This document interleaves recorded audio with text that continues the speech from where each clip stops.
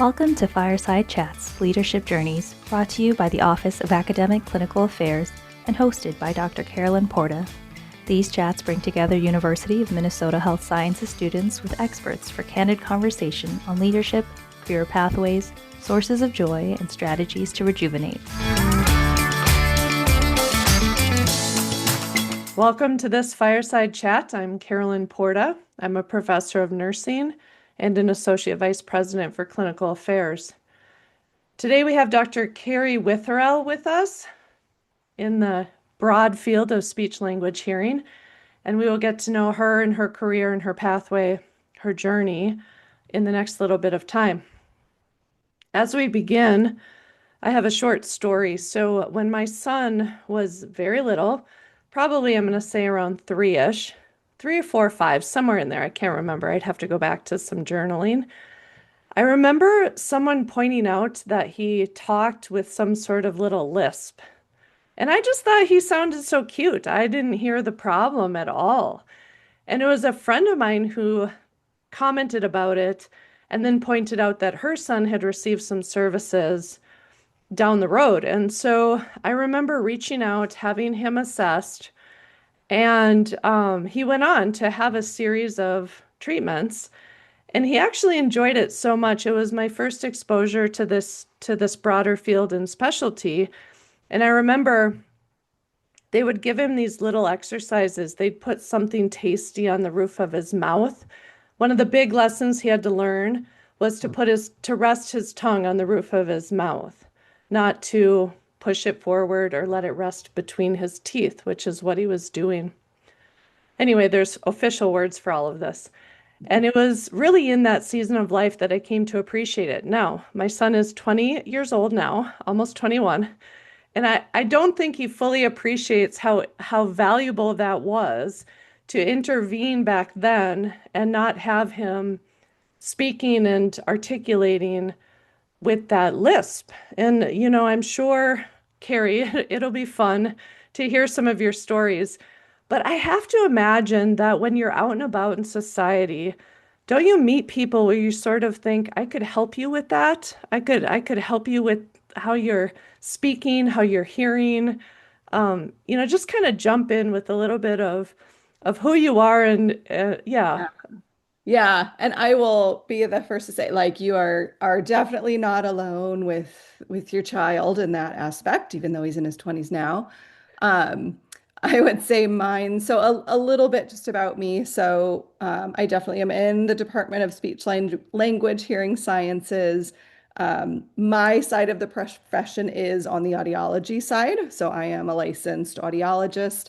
I have some fabulous colleagues who are more speech pathologists and could probably speak, much more in depth. I'd have to go back to my undergrad curriculum to think about, what might that articulation error be? But I would say mine is, if we're walking around and notoriously see folks that have their hearing aids half sticking out of their ears, like the temptation to just want to go up to a stranger and try to just push it in a little bit further and help them out with that is always quite challenging to stop myself from doing that. But I guess, do you want me just to kind of give a little bit of my background or? Yes, I want you to start the story. Yep. Let's start the story with how you came to find this specialty. I think that brief overview of journey is always valuable for sure. So I very much was a pre-med student in undergrad, really always interested in biology, medicine. That was kind of my route.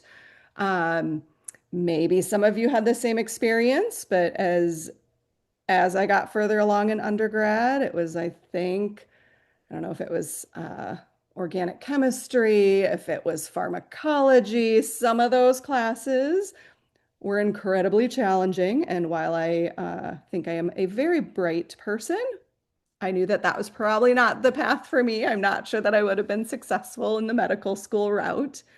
So I was really fortunate that my mom's whole career, she was a special education high school teacher. And she worked very closely with her speech language pathologists and her audiologists kind of in the sort of special ed realm. And so, I honestly was fortunate to do a bit of shadowing in those careers and sort of found myself, as many audiologists do, interested in speech language pathology. And then once we started taking classes in that, um, probably your experience, Carolyn, is what probably turned me off, where I'm like, oh gosh, I don't really want to just be helping kids with articulation errors, or, I don't love language as much as my speech colleagues do. And taking some undergrad audiology courses and really seeing how they're integrated often in the hospital systems. We get to be in the operating rooms a lot of times. Mm. It's much more, it just kind of felt and hit that more medical side of me, that's where I knew I initially wanted to go. And I had a fabulous undergrad instructor too that just was incredibly passionate about the field and really got me interested. And I think probably a lot of us have similar situations where sometimes it's just that one instructor or that one preceptor where it's like, wow, they have made this so exciting. I want to be in love with something as much as that person is. Um, and so for me, then, for speech language hearing sciences, we often have the same undergrad degree. It's then we have to make a decision of where we're going to grad school. Are you becoming a speech language pathologist or an audiologist? Um, yeah, so that's my path is not terribly different. A lot of audiologists find their way through speech pathology, but we have a lot from biomedical engineering backgrounds, psychology, music, linguistics. It's kind of a really interesting, diverse field too in the way that people find us. Yeah, thank you. Yeah, I'm wondering if you could lean into the interprofessional connections beyond the couple that you just mentioned within your close-knit circle. Talk to us about the challenges in being remembered as part of the team, and then yeah. just talk about what's working really, really great in 2026. Yeah. I think it's a double-edged sword for audiology because I think it really can depend in the setting that you work in. So there are, a lot of audiologists who might own their own private practice and, really are, in a way in their own silo and don't really have to interact much with primary care or ENT physicians or the school district. And so they don't really have that need or that ability. And so I also think just interprofessional, education isn't something historically audiology has really thought much about up until more recently. Um, but definitely in, our ENT practices, in our hospital systems, VAs, even school districts, right? Like we are a crucial part of that team. So there might be, one that I worked at in my early career, you're part of a cochlear implant team. So if you work with cochlear implants as an audiologist, it is not just me deciding whether or not this person should get an implant. It's, our otologist, our triage nurse, psychology, speech language pathology. So it's kind of, really, really understanding that. And I think sometimes those specialty areas get exposure to that. Um, I'll be frank and say I think sometimes the challenge is because we are so small, we're just forgotten about a lot of times. Even our academic program, our cohorts are 8 to 10 students at the most. And so in comparison to nursing and med school, that's just a sliver of a small number of folks. So I think sometimes we just get forgotten.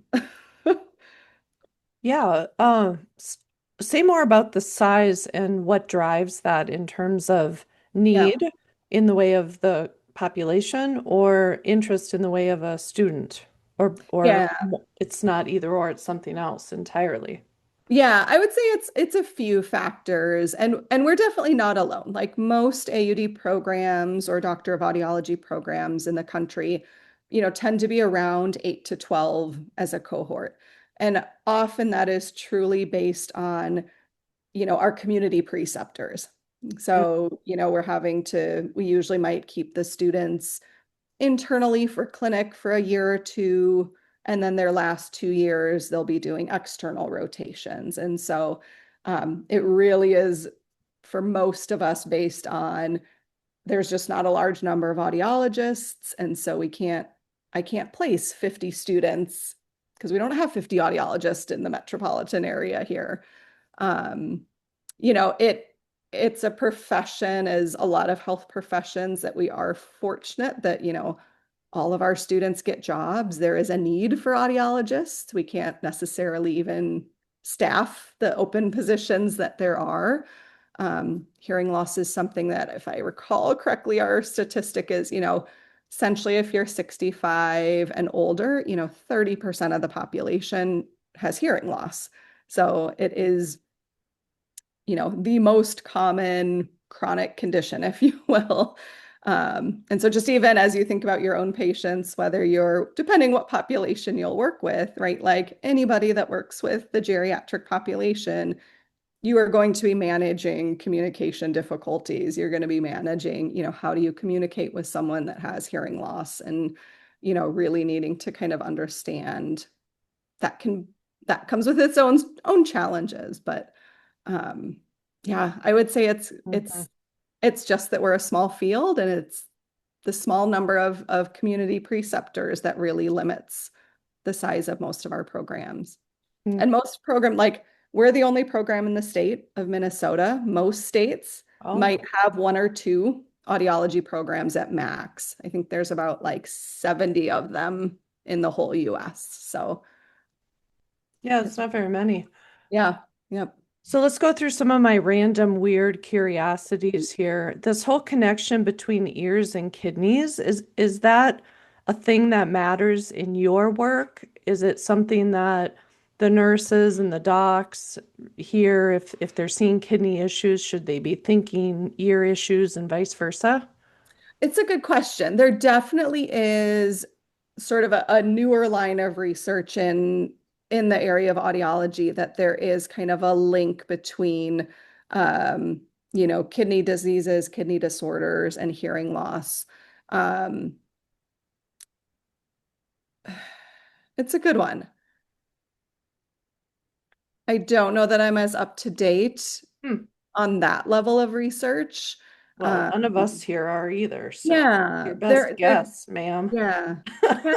If anyone's interested, like in audiology, Kathy Dowd is her name, Kathy with a K and Dowd, but she's the one that, like, if I were to say, oh, I need to find out some more information for you, she's kind of our Yeah. our audiology and kidney person. Um, yeah, but we definitely, like, there's different ototoxic medications. So for people that are even on like high dose aspirin, or a lot of our chemotherapy agents, and a lot of our, IV antibiotics, we know that a lot of those medications, not just hearing or balance related, but can cause some other challenges. So, there's a whole side of sort of ototoxic monitoring, and how are we connecting with, the hemonc department, and kind of letting them know when we're seeing changes, or when we're seeing issues with hearing or balance or tinnitus. Well, and that's so interesting to me because you started to answer it at the end of your response. How would a provider, or let's say primary care or post-op follow-up or whatever it is that's treating the origin issue, how are they going to know there's a hearing loss issue? Balance, people are really aware if they're having balance or they're having ringing in their ears.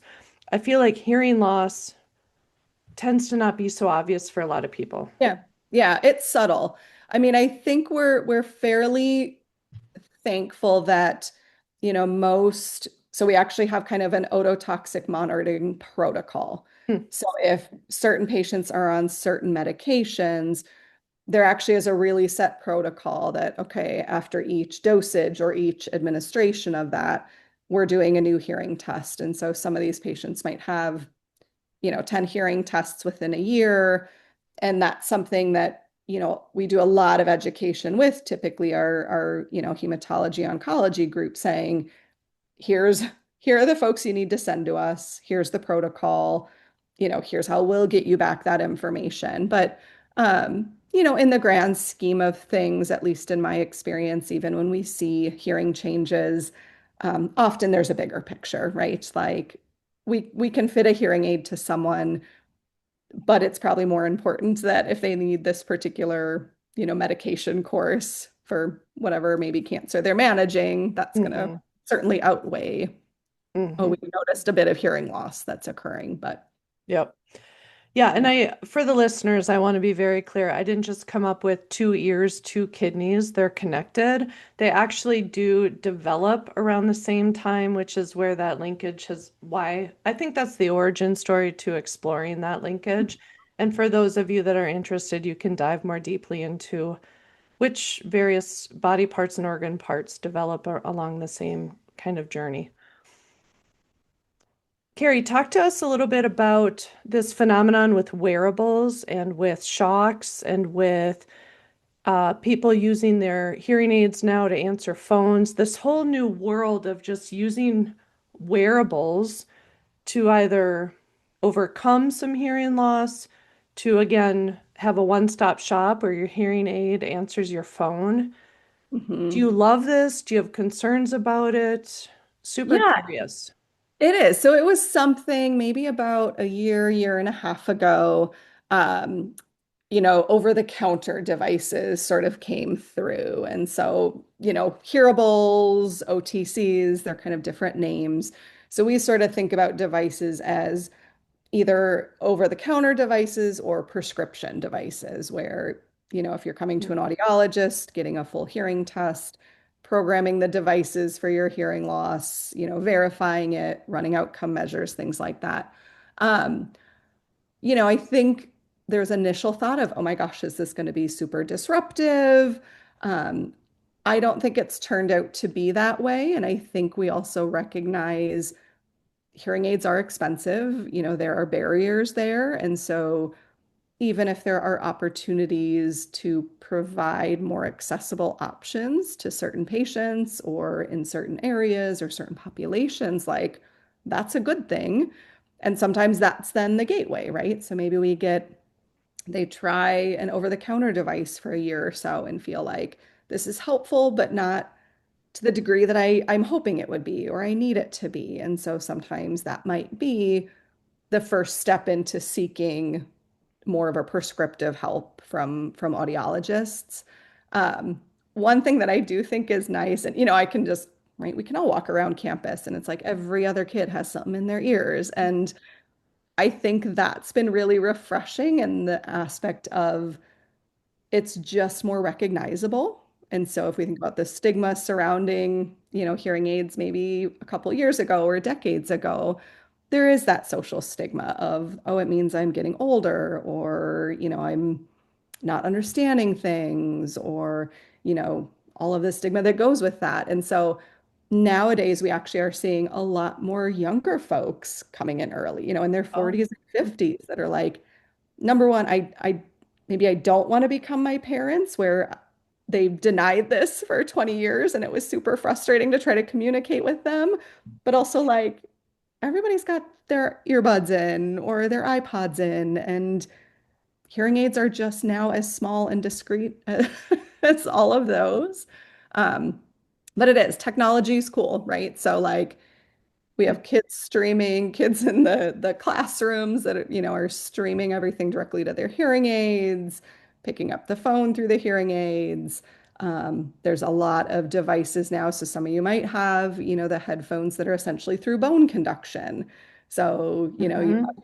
have I don't have a pair, but they're, where it's like we are sending sounds directly through the bone. So you don't have something in your ears or covering your ears. So yeah, there's a lot of cool technology for sure. Are there any harms or worries you have related to something in the ear all the time, or Bluetooth or EMF? Are Yeah, these, yeah. not with that. I think certainly there can be, I kind of not too long ago did a little like WCCO good question about like how often should I clean my earbuds and how do I take care of these? Like things do gather. debris and, bacteria and such. And so definitely it's something where, from an hygienic perspective, if you're not seeking devices through a professional, you don't necessarily maybe have someone to guide you through what are the ways to best manage this device and to take care of it, take care of your own ear health. Um, so, there's always those concerns. Um, yeah. No, that's great. I have so many different things that I could do, so I'm going to attempt to be a decent moderator and just not keep asking the weird, crazy questions. Um, I've always thought of audiology as a primary prevention screening strategy. And then I certainly think about occupational health screening, especially for those in industry and manufacturing where noise is certainly an issue.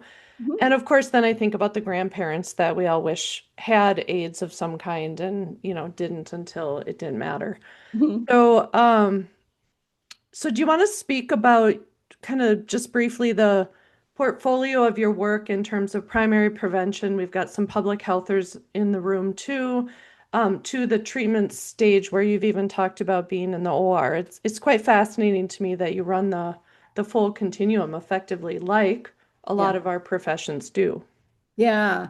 Yeah, it's a great, I mean, I feel like I've touched on a lot of aspects in audiology in different parts of my career.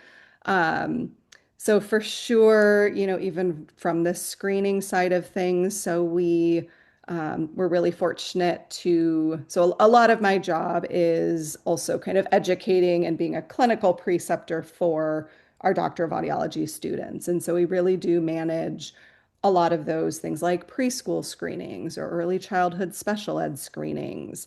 So for anyone that's had kids, right? Like their first grade, third grade, fifth grade hearing screenings that they go through.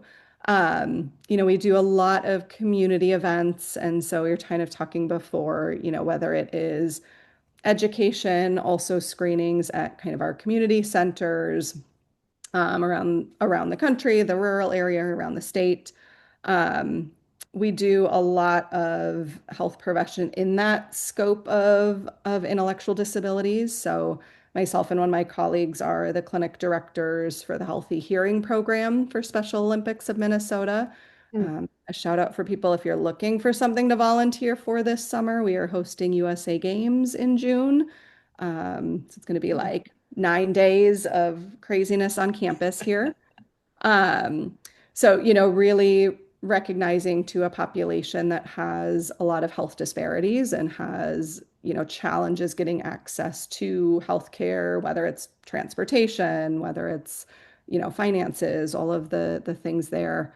Um, and then for me too, like I've been fortunate to work kind of then on the intervention side, so primarily with adult cochlear implant patients, which is where we kind of think about some of our truly intraoperative monitoring. So we're kind of going into the OR along with the surgeons, once they're placing devices, we're running measures to see, verifying is that in the correct place? Do we have any concerns about this particular, surgical placement before everything gets closed up?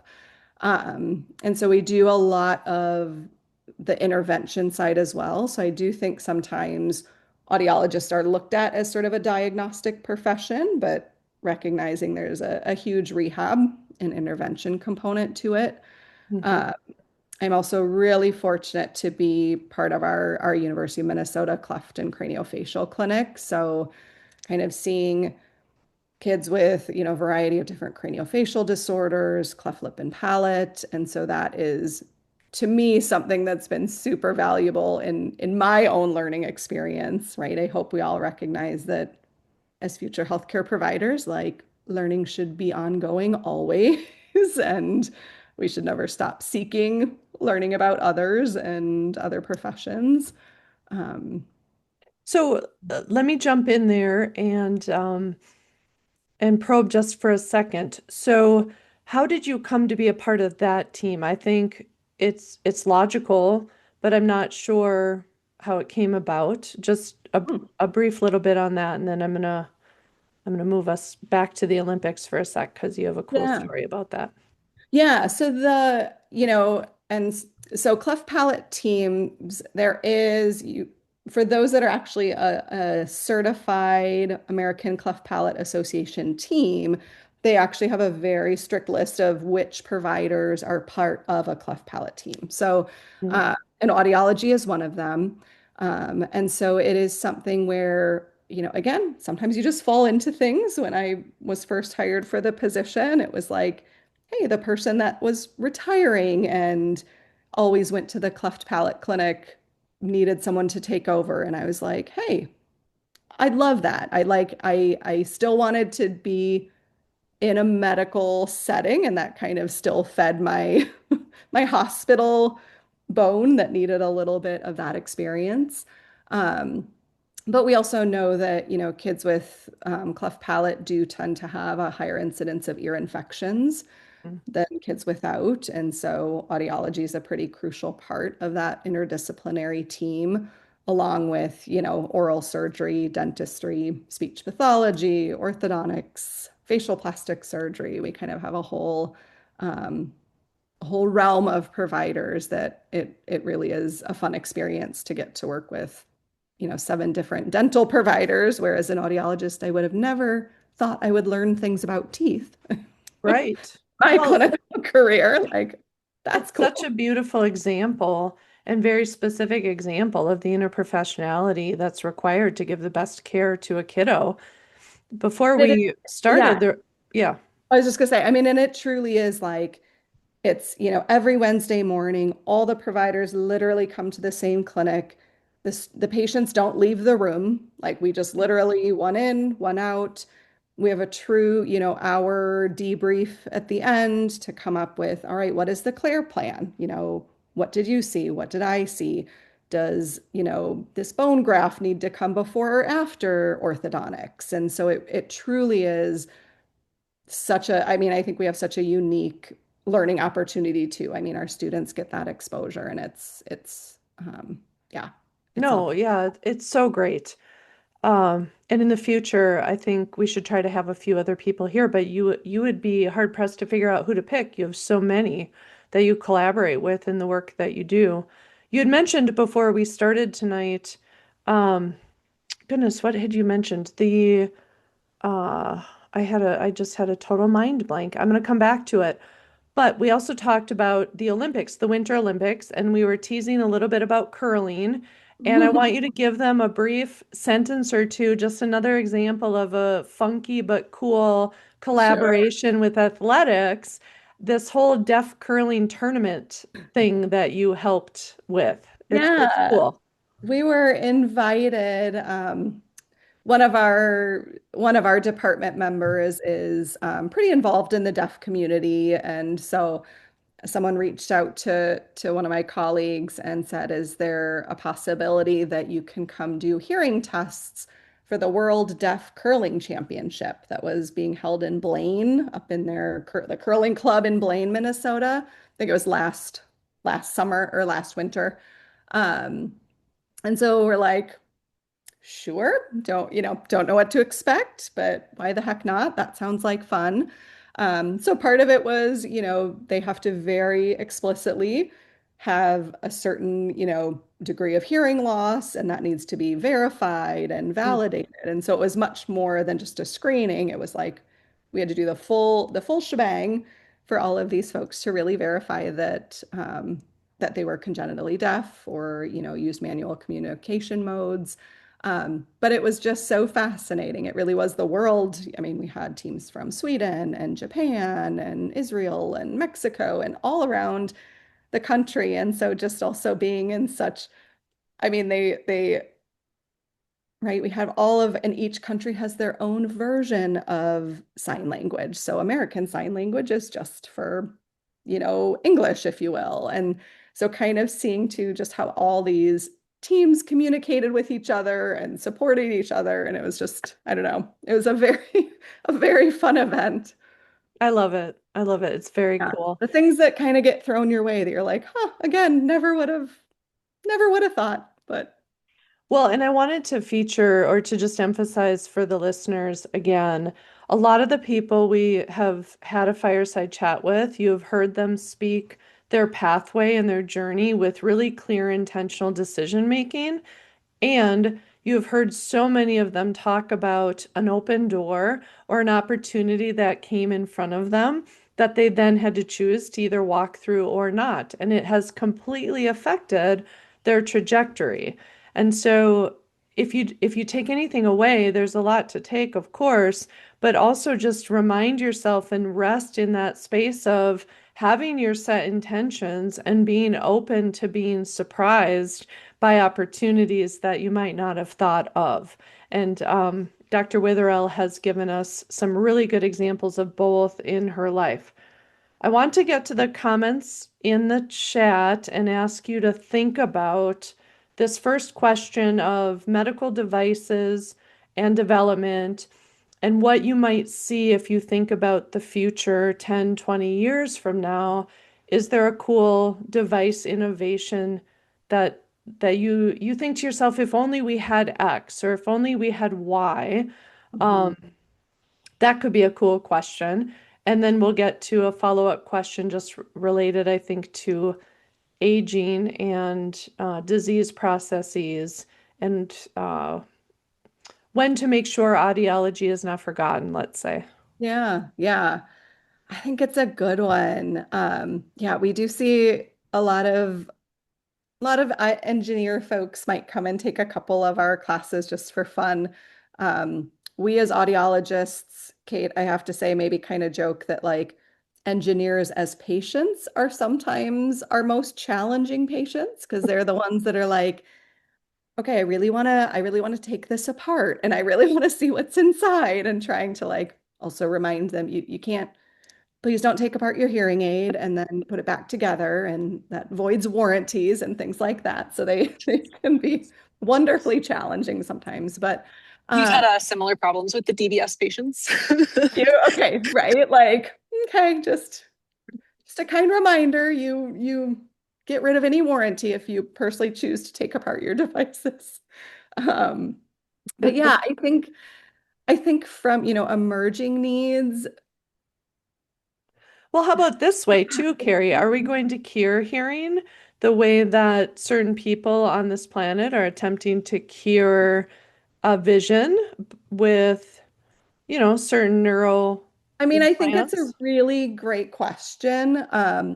Certainly not in my lifetime. I don't think we'll see anything to that degree, but certainly from a, scientific research perspective, it's always been a hot button and interested topic of hair cell regeneration. So kind of thinking about, yes, how and if are we able to regrow hair cells and essentially figure out how to make that neural connection again.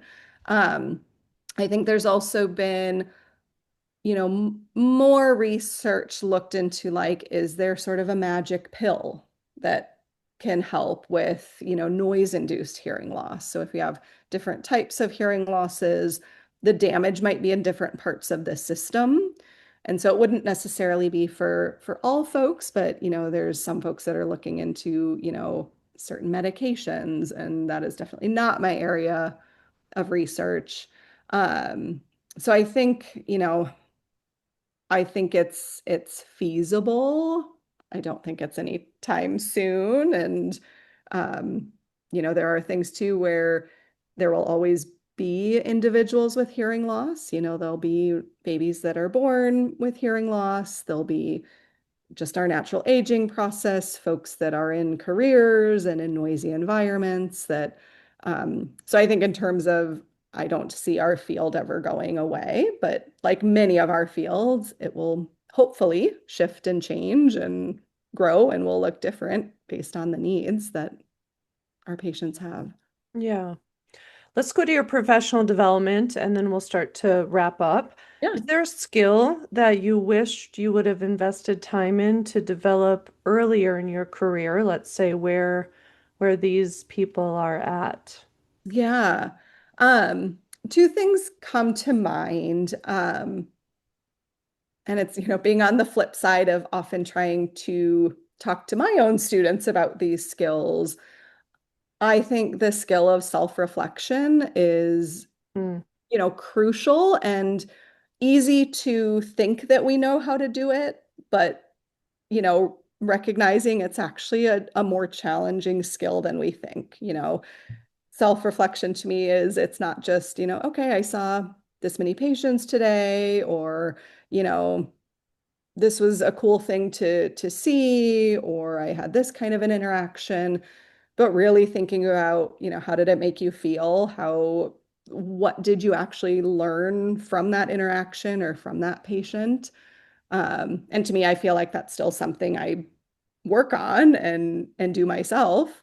Um, and then the other that again, I think to me, I'm always trying to grow and do better still, even as a professional, but actually actively listening. I think we really take it for granted if we're communicating, whether it's just getting a case history and you're jotting stuff down. Are you actually demonstrating active listening, or are you just kind of, I'm there, I'm part of the conversation, I'm paying attention. Um, I'm someone that doesn't do well with silence. And so also being really intentional about, especially folks with hearing loss for me, it might take them a while to process a question or to, think about that. And so really actively not butting yourself into the conversation, but giving patients the space to think and process and, respond back to you. Um, those are probably the things that I wish I would have known when I was younger, but still actively work on as an adult. yeah, those are great. I think the active listening, we all know how to work on that. Offer a few thoughts on how to do a more solid job of self-reflection. What are some of those concrete ways that you do that? I mean, for me, I truly appreciate journaling, in a PHI appropriate manner, right? Like we're not putting any PHI down, but if I have a particularly challenging day or interaction, kind of jot that down. I think,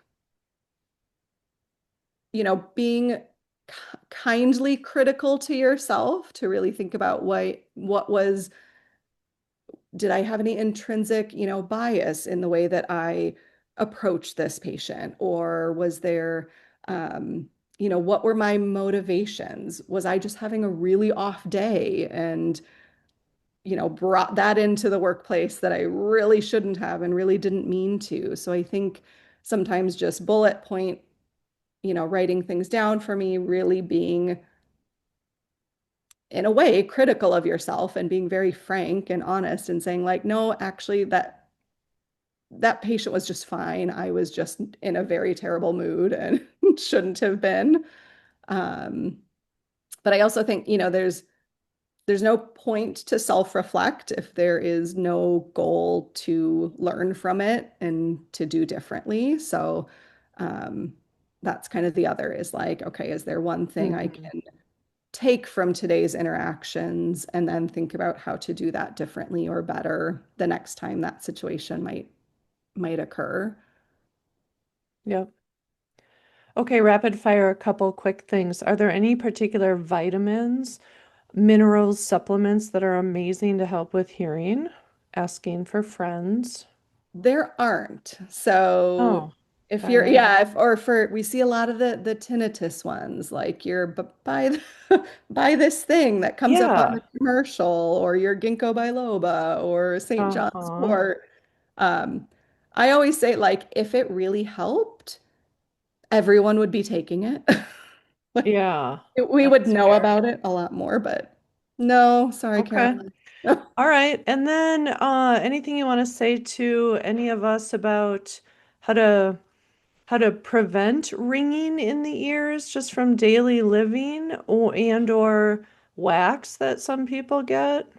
I don't. Yeah, ringing can be very different. So, like for me, I have it every moment of the day. I don't have a hearing loss. It's probably genetic for my particular situation. Wow. For a lot of us, the most common causes of ringing are actually hearing loss. So Yeah. as we acquire hearing loss, we tend to get more prevalent ringing. So it all kind of goes back to just preventing hearing loss to the degrees that we can. So if you're going to concerts, sporting events, even your hair dryer, your lawnmower, any of those loud things, Hmm. wear hearing protection, keep your earbuds at a lower level. Minneapolis is fabulous in that any concert venue you go to, they will provide you free earplugs at any concert venue in Minneapolis. Just go ask for them. So it really is more prevent Mm. hearing loss from noise exposure because we live in a very noisy world. Yeah, for sure. And earwax is the please just don't shove Q-tips in your ears, everyone. We've See it? all been guilty of it, so no judgment, but that just tends to shove it deeper in, and you might perforate your eardrum, which is a whole different heap of problems. So, for most folks, truly, if you just kind of let some water run in your ear in the shower, let it drain out. Our ear is a self-cleaning mechanism like other parts of our bodies. It will be okay. It will work its way out or Oh, get that's some true. over-the-counter drops at Target, Walgreens, those kind of places. All right, great tips for you and for all the people in your lives that you'll be working with or are related to or care about. Are there any, let's move on to wrapping up with self-care and a wrap-up question, unless others want to pipe in. When we think about self-care, there are histories you take, there are people you are working with, their lived experiences are heartbreaking. You've got some secondary trauma. When you do that self-reflection, you hold the mirror up. There are things that make you angry, there are things that make you sad, just like all of us who are doing patient care and contributing to the good in society. What are your go-to self-care strategies? Just a couple of them. And then give us some of your favorite, it could be as part of that answer, just, some favorite ways you relax in the way of books or music or podcasts or shows. I would say, I mean, maybe this is cliche, but my dogs are a big part of that. Just being home and being with the creatures that give you that unconditional love. Um, Hmm. I That's am, sweet. That's not cliche. That's I really mean, sweet. it's like, you can have a bad day and be crying, and I feel like you just walk in the door and to have these faces that are just happy to see me. Um, I am kind of an old soul by nature, so I'm a big knitter and crocheter. I really enjoy kind of just working with my hands, anything fiber arts just kind of helps relax me. Um, I like to say I probably should read more books than I do, but I'm that person where as soon as I was done with school, I don't read as much for pleasure as I probably should. That a lot of my students, I hear them talk about all their books and all their groups, and it is definitely definitely something I should probably try to get more into. But um, Yeah, it's not your thing. yeah, it's just doing things with my hand. Um, the dogs, I'm a huge Formula One fan, so Oh, that came out of nowhere. our season's starting I back. did not see that. I'll go back and actually rewatch some races from years past. Yeah, I It's, didn't see that one you coming. know, the things That's you great. learn. No, that's great. Oh, And to acknowledge, like, it is actually okay to cry and to let out those frustrated feelings too. Like, you know, that is a self-care thing too. It's okay to have those bad days and to cry and be angry and be sad for a little bit.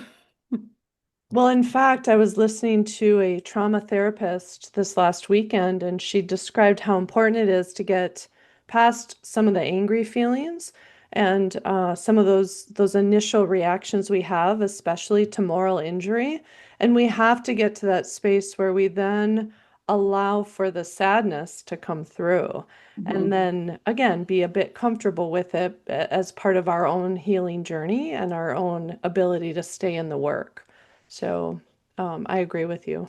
Yeah. Very much. I want to thank you so much for your time today and welcome everybody else to come off mic and say thank you. And I'll of Appreciate you course. all.